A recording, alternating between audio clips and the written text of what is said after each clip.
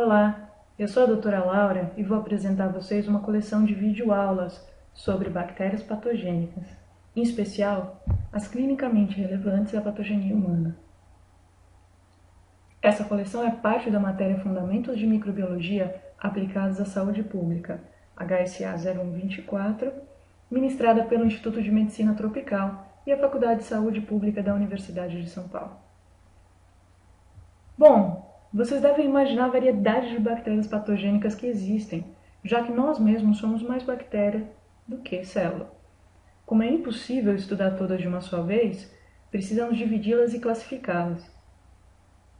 A biologia sistemática, por exemplo, escolheu a filogenia, que divide as bactérias pelas características genéticas e agrupa as mais semelhantes. Só que, ao identificar um isolado de bactéria, tanto na prática clínica quanto ambiental, realizamos um conjunto de testes e agrupamos as bactérias em função desses resultados. Nem sempre essa divisão coincide com a filogenética, mas é muito mais prática para identificar uma bactéria conhecida. De que forma, então, podemos fazer essas classificações que não filogenéticas para conseguir identificar uma amostra clínica ou ambiental? Nós temos a morfologia e podemos dividir as bactérias em grupos de acordo com a sua morfologia, como bacilos, cocos, espirilos e espiroquetas. Temos a coloração de Gram, que é a coloração mais ampla para as bactérias e cora paredes de Gram positivo, com peptídeo glicano espesso, e negativo, com uma parede celular mais delgada. As reações bioquímicas, onde nós podemos avaliar, por exemplo, os tipos de enzima de invasão dessas bactérias ou ainda os tipos de carboidratos que elas consomem. Fatores de crescimento, porque nem todas as bactérias precisam da mesma coisa para crescer. Reações imunológicas, já que cada proteína pode ter a sua reação imunológica com um anticorpo e podemos utilizar essa propriedade para identificar um subgrupo. Biologia molecular, que é uma ferramenta muito extensa, te dá diversas possibilidades, mas ainda um pouco cara para a rotina. E também temos os perfis lipídicos, já que as bactérias podem variar bastante com relação à composição lipídica e mesmo a concentração desses lipídios. Dessa forma, tendo uma ideia dos tipos de testes que nós podemos fazer, vamos então começar com os cocos. Bom, os cocos patogênicos mais importantes à saúde humana não apresentam uma utilidade, são fermentadores e podem ser aeróbios ou anaeróbios facultativos. Esse grupo também é conhecido como piogênico porque quando infectam o ser humano causam reações purulentas, ou seja, com a presença de pus. Temos então que os grupos mais representativos dos cocos patogênicos são Staphylococcus, Streptococcus e Neisseria. Pensando na identificação desses patógenos, a diferença mais clara é na coloração de Gram, sendo a Neisseria o único gênero Gram negativo e agrupado em pares, como vocês podem ver nessa lâmina, ou melhor, nessa foto de lâmina de coloração de Gram. Aqui alguns pares e aqui um isolado, por exemplo. Já o Streptococcus se organiza, na sua maioria, em cadeias lineares, que em geral se assemelham a colares torcidos, enquanto o Staphylococcus se aglutina de uma maneira parecida com estruturas de caixa de uva.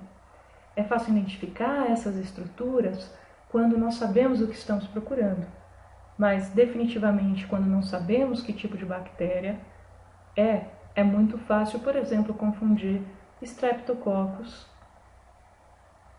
com Staphylococcus quando há uma alta concentração de bactérias. Vamos então começar a estudar o gênero Neisseria, que é o único negativo desse grupo. Os cocos gram-negativos da Neisseria podem causar principalmente gonorreia e meningite.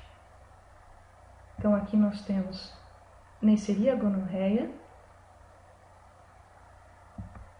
e aqui Neisseria meningite. As bactérias do gênero Neisseria são cocos pequenos e a maioria é inofensiva ao ser humano e presente na microbiota regular das mucosas, especialmente na garganta e trato respiratório superior. No caso da meningite, o foco é na nasofaringe, ela se encontra aqui na nasofaringe, é o local de colonização mais comum dessa bactéria.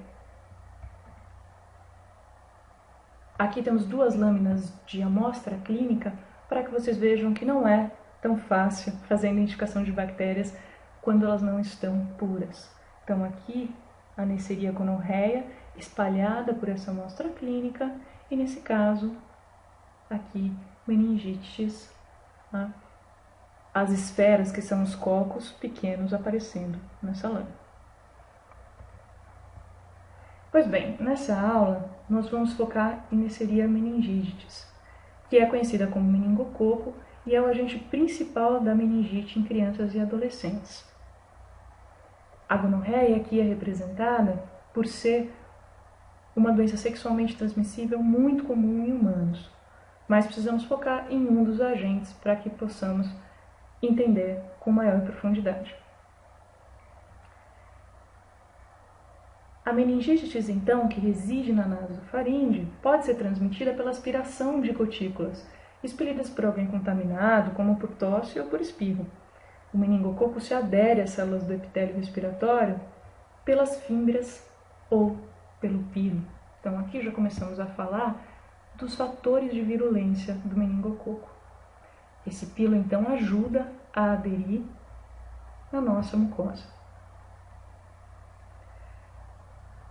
Um comentário é que, apesar de sensível a uma série de antibióticos, vários isolados resistentes já foram relatados, o que dificulta o tratamento e o controle desse micro-organismo, né? Então, por mais que haja antibióticos eficazes, o meningococo pode sofrer mutações ou ainda adquirir plasmídios e ficar resistente a antibióticos. Outro fator de resistência do meningococo é a cápsula, porque essa cápsula polissacarídica, ela é o que nós chamamos de antifagocítica. Temos, além da cápsula, as membranas de superfície.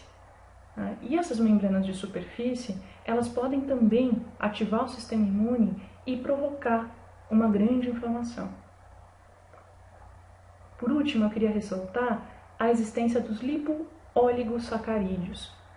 Entre a classificação dos lipopolissacarídeos, o do meningococo é um dos mais ativos, no sentido de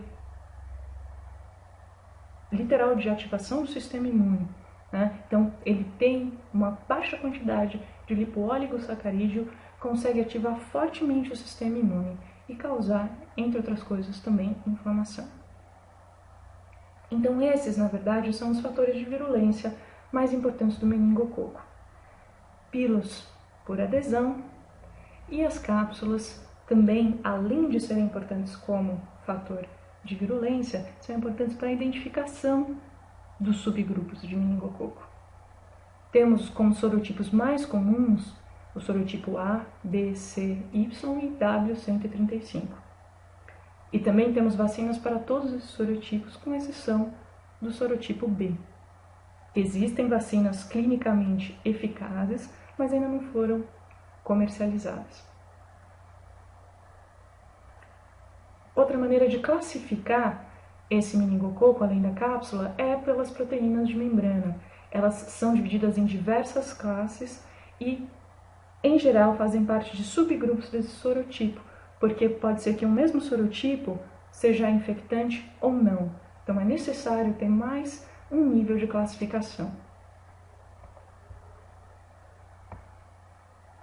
Vamos então pensar na identificação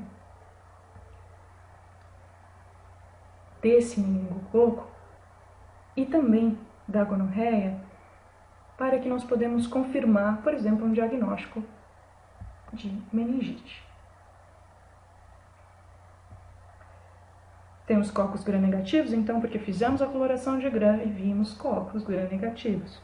Tentamos crescer em agar nutriente, que é um agar básico, que não tem muitos fatores de crescimento, e praticamente nenhuma Neisseria cresce nesse agar, porque essas bactérias precisam de fatores de crescimento.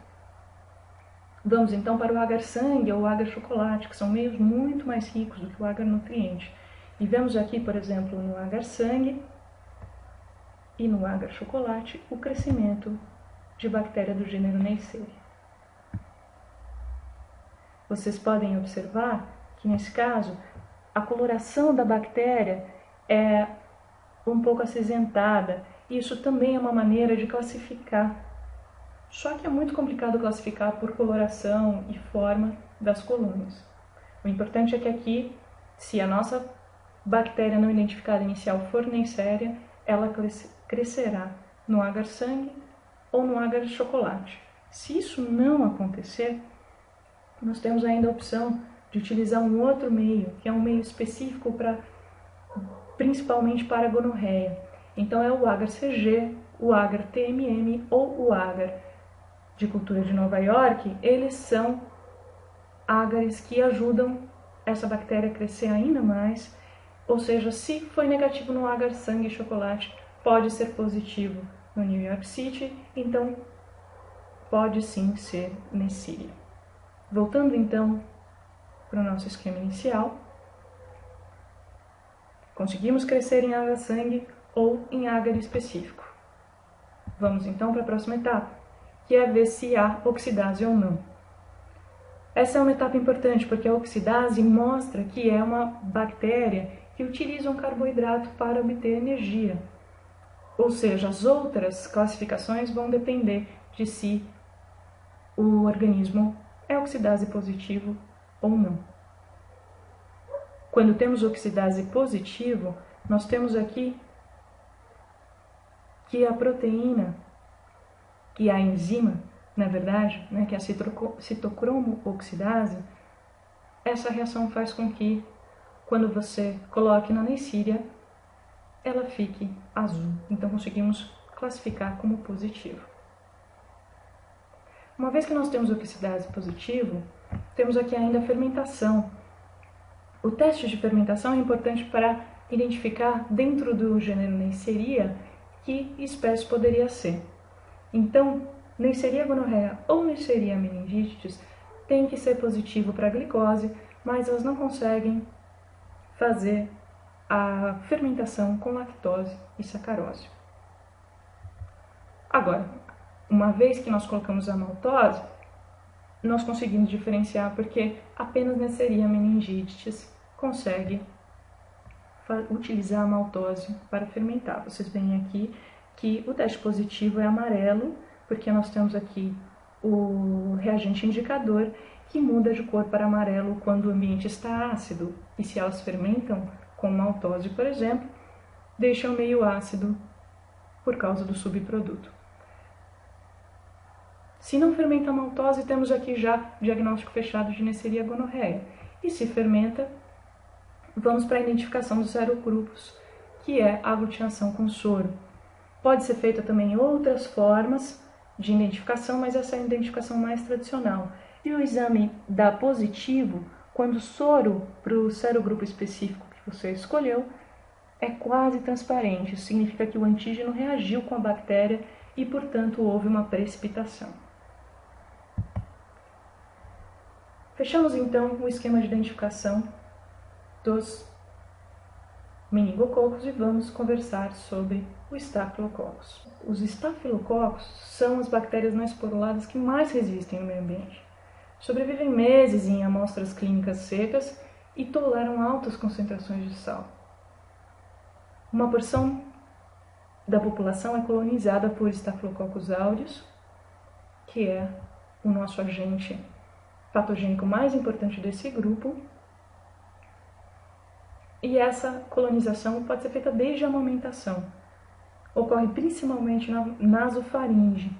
Poucas espécies de epidermite são capazes de destruir biofilmes de Staphylococcus aureus. Os biofilmes são uma das formas de proliferação e de conseguir proteger essa colônia contra as respostas do sistema imune. vocês veem que certas cepas de epidermites conseguem destruir esse biofilme. Isso é uma informação extremamente importante, porque se colonizados com essa cepa de epidermites, provavelmente não seriam colonizados com áureos. Focando então nos fatores de virulência do áureus, o áureus tem uma série de fatores de virulência e é extremamente eficiente quando o assunto é prejudicar o nosso organismo. Temos, por exemplo, a coagulase, que forma coágulos em volta da bactéria e impede que células do sistema imune consigam chegar e destruí-la. Temos ainda a proteína A, que faz com que a porção FC dos anticorpos se liguem a ela, e se ligando dessa maneira não conseguem se ligar a complemento, por exemplo, então é uma maneira de inibir o sistema imune. Outra opção são as enterotoxinas e as toxinas de síndrome do choque cético. Enterotoxina, entero de intestino, então essa enterotoxina causa sim diarreia, enquanto o choque cético pode levar à morte. Temos ainda a alfa-toxina, temos as proteínas adesinas, ou seja, são elas que vão se ligar nos polissacarídeos dos nossos tecidos e fazer com que essa célula se adira melhor. E temos aqui um fator que, na verdade, poderia prejudicar essa célula, que é a proteína ligante de penicilina. É por essa proteína que nós conseguiríamos usar o antibiótico penicilina e matar essa célula. Isso não acontece porque a maioria das cepas tem a beta-lactamase, e a beta-lactamase faz com que o Staphylococcus aureus consiga quebrar o anel lactâmico desse antibiótico e faz com que ele fique sem atividade. A cápsula polissacarídica é extremamente importante porque ela é antifagocítica, da mesma forma como falamos do meningococo. E ainda há a adição de que na fase infectiva o Staphylococcus aureus pode produzir proteases, lipases, estalases, elastases, aliás, e até catalase. A catalase é uma das formas de identificar esse micro-organismo. Fechamos então com a identificação geral de como são os fatores de virulência dos estafilococos e vamos agora estudar os estreptococos. Bom, os estreptococos, então, de 30 espécies, muitas são comensais, colonizando as mucosas do nosso organismo e da pele. Em geral, crescem bem em meio de cultura simples, mas melhor em meio mais nutritivo. Os patógenos mais importantes são o Streptococcus pneumoniae, que causa principalmente pneumonia e otite média, e também é conhecido como pneumococo. Já o Streptococcus pyogenes causa faringite na maioria das vezes.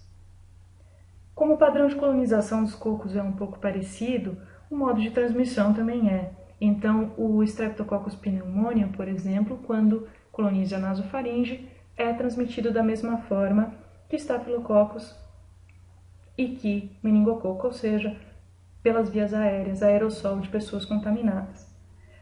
Mas os Streptococcus ainda podem colonizar a pele, assim como os Staphylococcus, então podem ser transferidos por contato direto. Streptococcus podem ser divididos pelo seu poder de hemólise ou ainda pelos antígenos de Lancefield.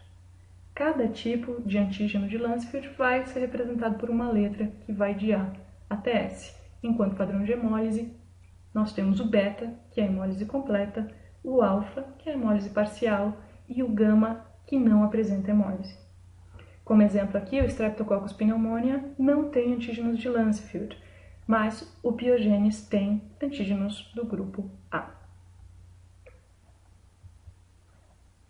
Seguindo então para os fatores de virulência que o Streptococcus pneumoniae excepcionalmente, porque não é possível aqui falar de todos, então, que o mais representativo pode ter. O foco então é o pneumococo, e assim como o áureos, tem diversas maneiras de atacar o organismo invadido. Algumas são até parecidas com o áureos. O pneumococo também tem a cápsula de sacarídeo, por exemplo. E essa mesma cápsula é a cápsula pelo qual nós podemos proteger o nosso organismo do meningococo, porque ela é antigênica. A questão é que as vacinas hoje em dia podem proteger até 25 sorotipos. E nós temos 84 sorotipos. É lógico que não são 84 sorotipos que são comuns na infecção do ser humano. Tem os fatores que interferem com o sistema imune, além da cápsula de polissacarídeo, que é antifagocítica, que são, por exemplo, os anticomplementos e as proteases de IgA, que é um anticorpo importante de mucosa. Temos ainda proteínas que, por exemplo, degradam a matriz celular e, assim como estafilococos, conseguem facilitar a invasão do nosso organismo. As adesinas também estão presentes no meningococo e auxiliam essa bactéria, assim como o pili, a se fixar melhor e poder assim colonizar e invadir de uma maneira mais fácil. Agora, a característica única do Streptococcus pneumoniae, claro, é a pneumolisina, que faz um furo nas membranas das nossas células e provoca a lise e a morte celular.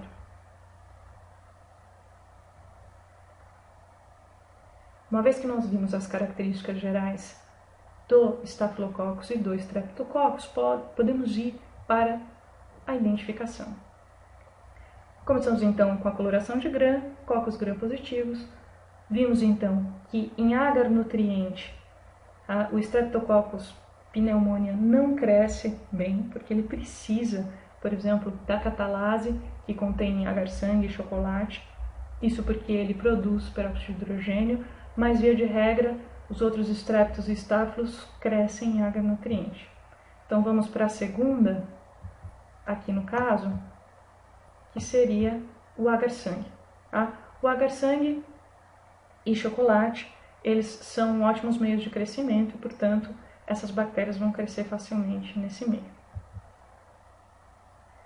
Uma vez que eu tenho o crescimento positivo nesse meio, o primeiro teste que eu posso fazer, é um teste simples, é o teste da catalase, onde eu adiciono o peróxido de hidrogênio e, se houver a produção de catalase para essas bactérias, eu vou ver uma série de bolhas.